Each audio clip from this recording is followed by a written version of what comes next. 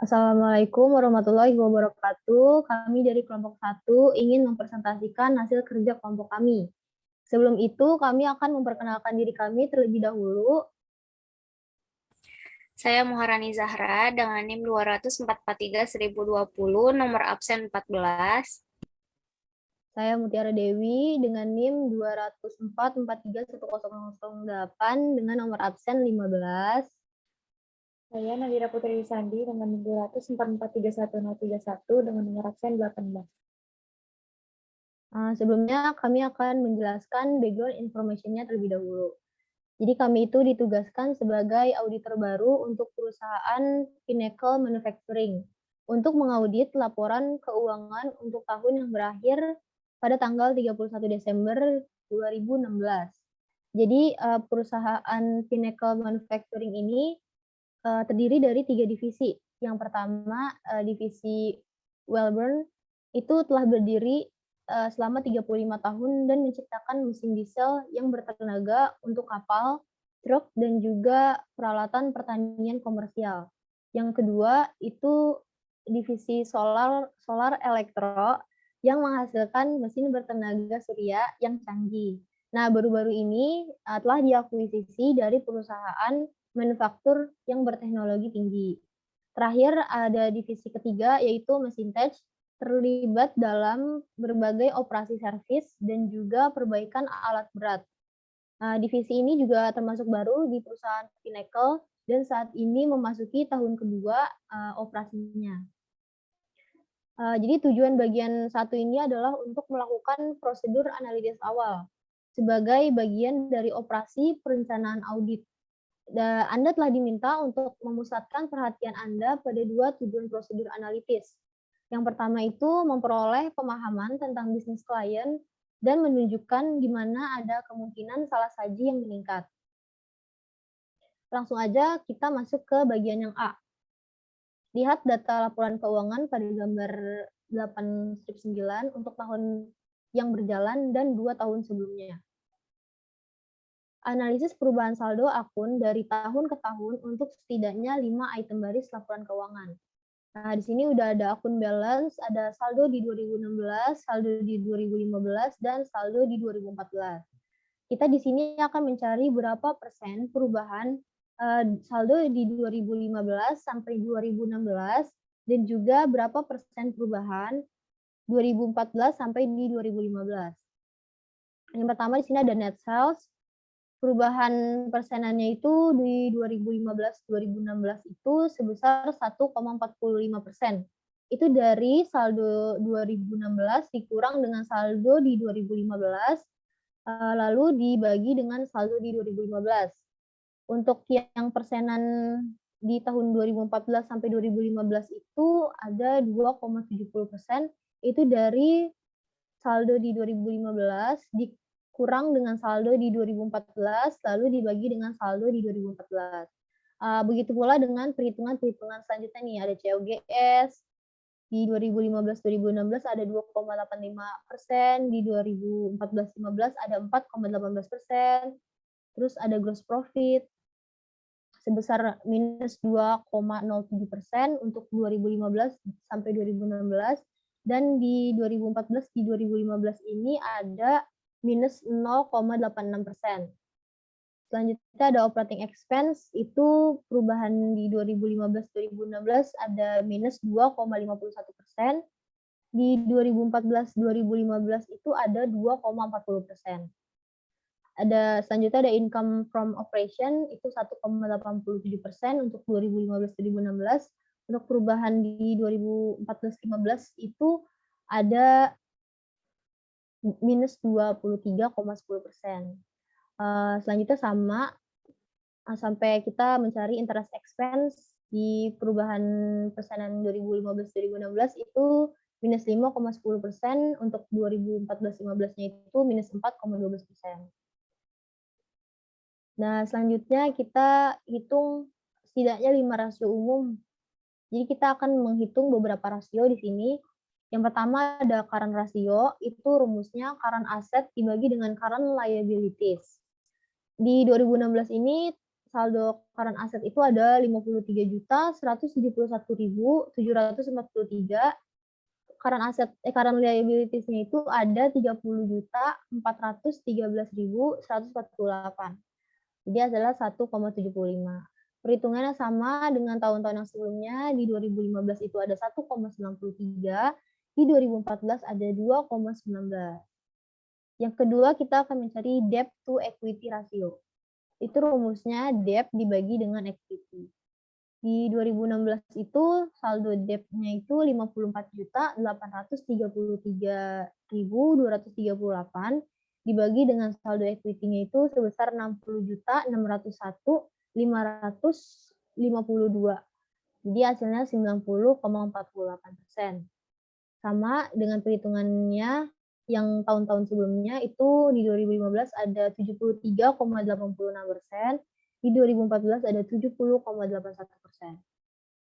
Selanjutnya ada net income before tax atau sales. Rumusnya itu net income before tax dibagi dengan sales. Di 2016 saldo net income before tax ada 2.093.162 dibagi dengan saldo salesnya itu ada 150.737.628. Hasilnya jadi 1,39%.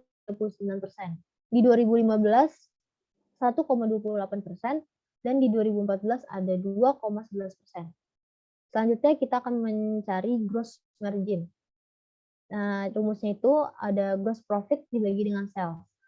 Di 2016 gross profit-nya itu sebesar 41.452.848 dibagi dengan sales-nya itu ada 150.737.628.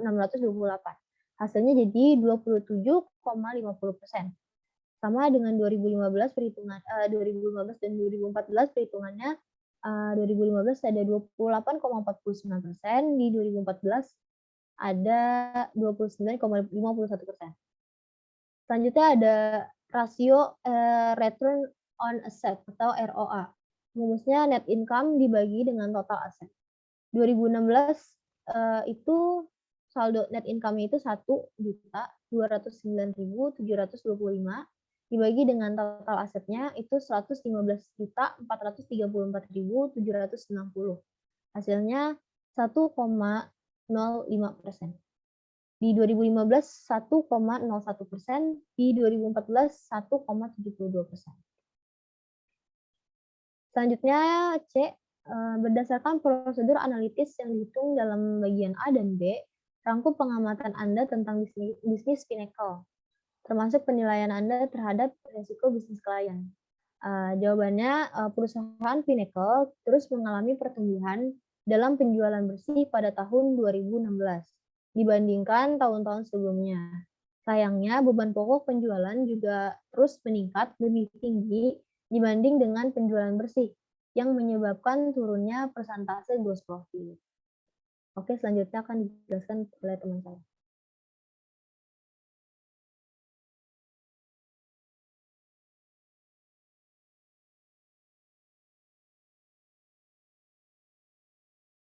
Oke, jadi untuk yang bagian B, kita menggunakan informasi laporan laba rugi untuk menyiapkan laporan laba rugi common size selama 3 tahun. Sebelumnya apa sih common size? Common size adalah analisis laporan keuangan dengan membandingkan item dalam laporan keuangan seperti aset dan pendapatan dengan menjadikan angka persentase dengan dasar tertentu. Dan total aktifanya itu 100%, dianggap 100%. Di sini udah ada informasinya dari 2016 sampai 2014. Di sini tuh ada, ya boleh di next.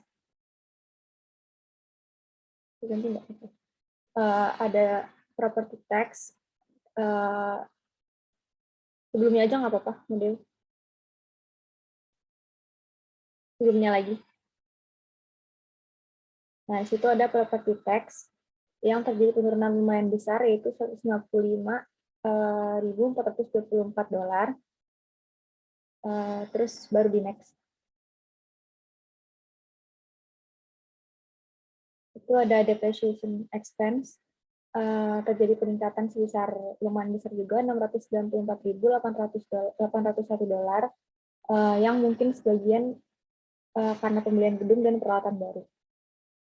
Next lagi, ini juga ada salaries and wage, yaitu beban gaji dan upah lebih rendah tahun ini dibandingkan tahun-tahun sebelumnya.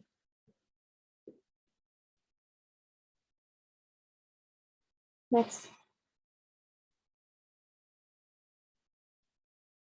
Untuk yang E, di sini menggunakan laporan laba rugi 3 divisi, yaitu Wellburn, Machine Tech, dan Solar Electro. Itu untuk menyiapkan laporan laba rugi common size juga untuk masing-masing dari 3 divisi selama 3 tahun. Informasi yang ada itu untuk mengidentifikasi akun yang kami yakini ada kekhawatiran tentang salah saji material. Setelah kami simpulkan, ada beberapa, yaitu untuk divisi Wellburn di bagian security, itu terjadi penurunan sebesar $69.468, yaitu sebelumnya $406.000 menjadi $446.938. Untuk Solar Electro ini ada lumayan banyak, yaitu payroll benefits meningkat hampir 50.000, sementara gaji dan upah menurun. Potensinya salah letak atau salah alokasi antar divisi. Untuk legal service, peningkatan yang besar mungkin merupakan indikasi dari masalah lain yang mempengaruhi pengungkapan dan penilaian aset atau kewajiban. Untuk lain-lain atau miscellaneous, itu ada peningkatan sebesar $191.910, lain-lain yang masih harus diselidiki. Next. Untuk divisi Machine Tech di sini lupa ditambahin tadi, itu ada telepon yang menurut kami lumayan besar juga kenaikannya, itu ada $980. Next.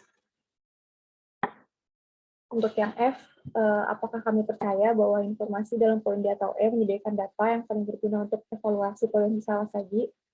Jawabannya kami percaya informasi dalam poin D atau E menyediakan data yang paling berguna untuk evaluasi potensi salah saji, baik laporan laba rugi seluruh divisi ataupun perusahaan yang berguna untuk tujuan yang berbeda. Kalau informasi seluruh perusahaan berguna untuk mengidentifikasi fluktuasi material dalam laporan keuangan. Tapi kalau informasi yang kami pilih di poin D dan E sebelumnya itu lebih membantu dalam identifikasi sumber fluktuasi.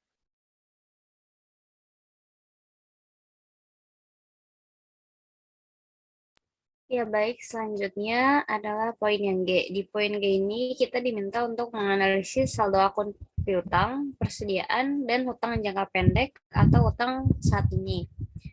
Lalu kita diberikan perintah untuk menjelaskan pengamatan apapun tentang akun tersebut, kemudian didiskusikan informasi tambahan apa yang ingin dipertimbangkan selama audit tahun berjalan. Nah, yang pertama kita akan menganalisis saldo akun piutangnya terlebih dahulu. Di sini ada 3 perhitungan. Yang pertama itu adalah account receivable turnover, yang kedua day sales outstanding, dan yang ketiga bad debt expense as percentage of gross sales. Nah, account receivable turnover ini atau rasio perputaran piutang adalah rasio keuangan yang menunjukkan seberapa cepat penjualan kredit dapat dikonversikan menjadi uang tunai. Rasio ini pada dasarnya adalah untuk mengukur efisiensi perusahaan dalam mengelola dan mengumpulkan kredit yang diberikan kepada pelanggannya. Nah, cara menghitung account receivable turnover ini gimana? Caranya adalah net sales dibagi dengan average account receivable. Net sales-nya sendiri itu didapat dari sales dikurangin dengan sales return atau sales discount kalau misalnya ada gitu. Lalu dibagi sama average account receivable. Average account receivable itu cara mencarinya adalah account receivable awal ditambah dengan account receivable akhir dibagi 2. Sini kita hitung 3 tahun, 2016, 2015, sama 2014. 2016 saldo net sales-nya adalah $150.737.628 dibagi sama $13.042.165. Ketemu account receivable turnover-nya adalah 11,6. Lalu di 2015 itu 148.586.537 dolar dibagi sama 8.616.857 dolar. Hasilnya adalah 17,2. Di 2014 juga begitu, caranya sama. Nah, ketemu account receivable turnover-nya 18,2. Nah, kalau kita lihat sekilas kayak gini kan ketahuan ya kalau misalnya yang 2016 itu jauh lebih kecil account receivable turnover-nya dibanding sama 2015 dan 2014. Lalu yang kedua kita hitung day sales outstanding.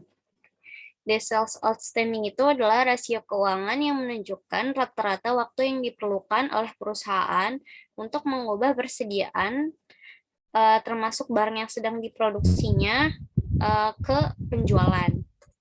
Cara ngitungnya gimana? Cara ngitungnya adalah 365. 365 ini maksudnya adalah jumlah hari dalam 1 tahun dibagi sama account receivable turnover. Terus hasilnya ketemu berapa harinya gitu.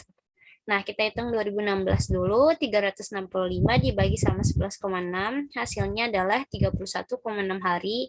Terus 2015, 365 dibagi 17,2, hasilnya 21,2 hari. Lalu 2014, 365 dibagi dengan 18,2, hasilnya 20 hari.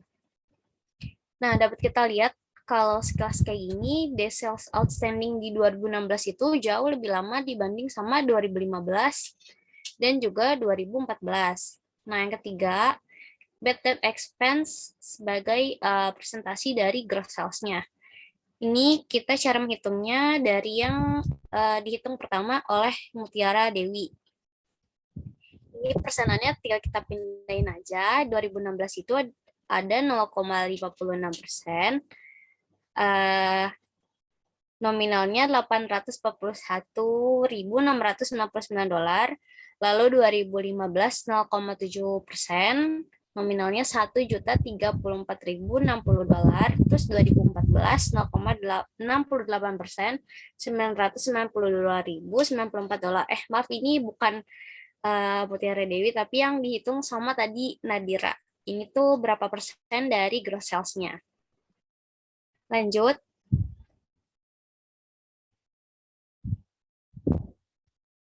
Selanjutnya kita analisis saldo piutang yang tadi udah dihitung. Yang pertama itu account receivable turnover-nya. Seperti yang tadi saya bilang, menurun dibandingkan dengan tahun 2015 sama 2014. Artinya kenapa? Artinya tahun 2016 perusahaan ini memerlukan waktu yang lebih lama untuk mengumpulkan pembayaran dari pelanggan. Mungkin ada pelanggannya yang kesulitan membayar, kesulitan ekonomi, atau lain sebagainya. Nah, yang kedua, pada tahun 2016, day sales outstanding-nya ini meningkat dari 21,2 hari jadi 31,6 hari. Nah, tahun 2016 ini jauh lebih lama dibanding sama 2 tahun sebelumnya. Artinya persediaannya itu dari persediaan ke penjualannya itu jauh lebih lama dibanding sama 2015 sama 2014. Terus yang ketiga, bad debt expense-nya pada 2016 menurun dibanding sama tahun 2015. Juga dibanding sama 2014. Lanjut. Selanjutnya yang kedua, kita akan analisis persediaan. Analysis of inventory balance. Ini ada account balance-nya itu kita pakai net sales, cost of goods sold, sama inventory. Nah, ini yang dihitung di awal-awal itu persen perubahan dari 2015 ke 2016 sama 2014 ke 2015. Net sales itu perubahannya 1,45% di 2015 sampai 2016, terus 2,7% di 2014 dan 2015. Nah, kalau kita lihat ini, yang paling banyak perubahannya itu si inventory kan, dia tuh di 2014-2015 1,05%. Nah, pas di 2015-2016, dia tuh perubahannya sampai 26,23%. Selanjutnya kita hitung rasionya. Rasionya itu ada gross margin persen. Cara hitungnya adalah gross profit dibagi sama sales. Yang 2016 $41.452.848 dibagi sama $150.737.628. Hasilnya ketemu 27,5%.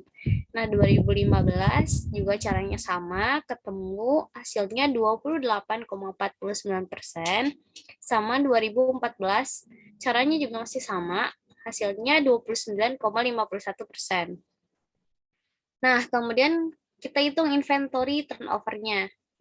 Inventory turnover atau tingkat perputaran persediaan merupakan ukuran jumlah penjualan persediaan dalam 1 tahun.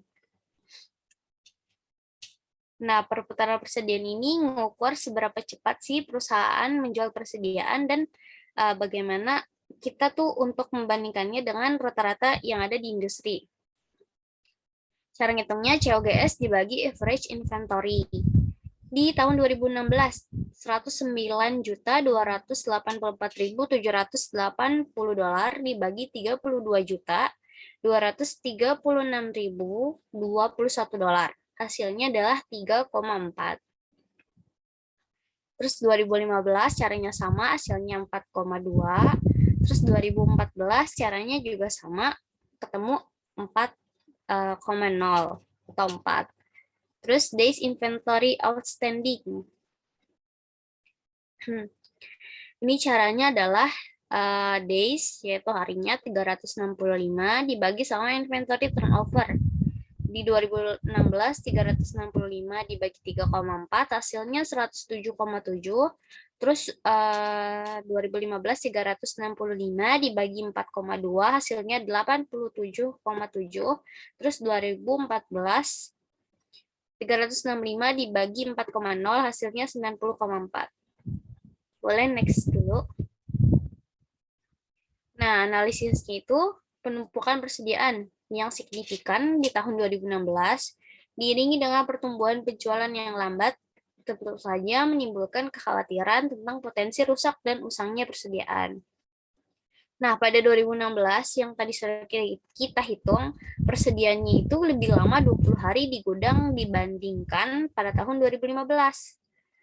Gross margin di tahun 2016 juga lebih kecil dibanding dengan tahun 2015 dan 2014 yang tentu saja disebabkan karena menurunnya gross profit, sedangkan salesnya itu meningkat. Nah, inventory turnover-nya juga menurun karena average inventory Pinnacle di tahun 2016 lebih tinggi dibanding tahun sebelumnya. Boleh ke slide sebelumnya nggak? Nah, ini kita lihat si inventory turnover 2016 itu kan lebih kecil dibanding sama 2015 sama 2014. Ini tuh berhubungan sama yang sebelumnya tadi itu. Jadi tuh tandanya ada backlog. Mungkin aja tuh perusahaan lagi ngalamin backlog. Nah, terus days inventory outstanding-nya juga jadi lebih lama dong. Dia tuh si persediaannya berada di gudang lebih lama dibandingkan sama 2015, sampai perbedaannya itu 20 harian gitu. 2015 87,7, 2016 107,7. Nah, tentu hal ini membutuhkan analisis lebih lanjut untuk mengetahui penyebab kenapa sih adanya penumpukan persediaan yang lama ini. Lanjut.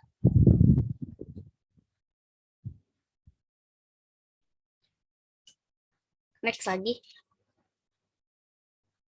Nah, ini yang ketiga atau yang terakhir, itu kita analisis utang jangka pendek dan jangka panjangnya. Ini akun-akunnya adalah accounts payable, terus short term atau current LTD, terus long term debt, sama interest expense. Nah, persen perubahan 2015 ke 2016-nya accounts payable itu 37,09%, terus 2014-2015 24,71%.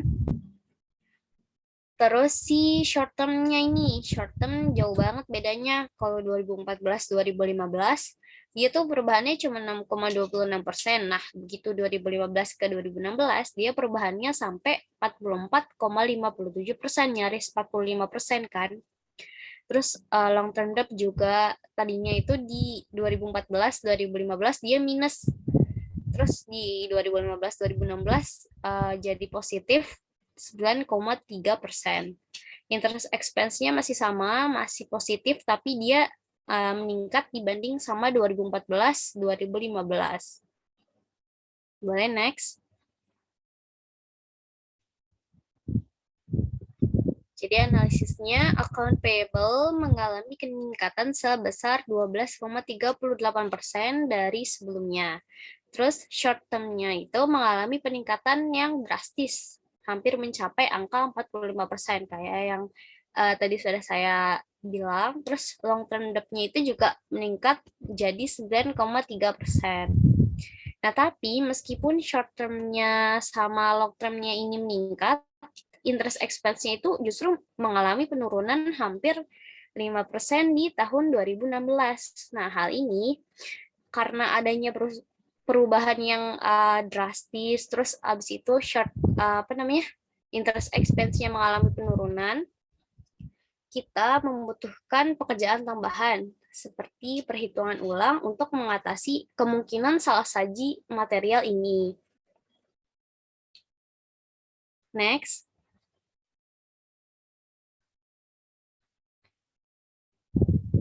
Yang H, berdasarkan perhitungan Anda, nilai kemungkinan tinggi, sedang, atau rendah bahwa Pinnacle kemungkinan besar akan gagal secara finansial dalam 12 bulan ke depan. Nah, jawabannya, menurut analisis dan perhitungan yang telah kami lakukan sebelumnya, kemungkinan bahwa perusahaan Pinnacle gagal secara finansial untuk 12 bulan ke depan ialah rendah. Kenapa? Dikarenakan dalam 3 tahun terakhir yang 2014, 2015, sama 2016 itu perusahaan Pinnacle udah menghasilkan laba dan juga sebagian besar hasilnya itu tidak ada menunjukkan tanda-tanda kalau misalnya Pinnacle ini sedang mengalami kesulitan keuangan.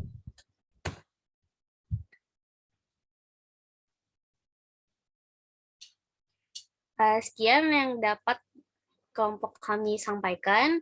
Lebih kurangnya mohon dimaafkan. Terima kasih. Wassalamualaikum warahmatullahi wabarakatuh.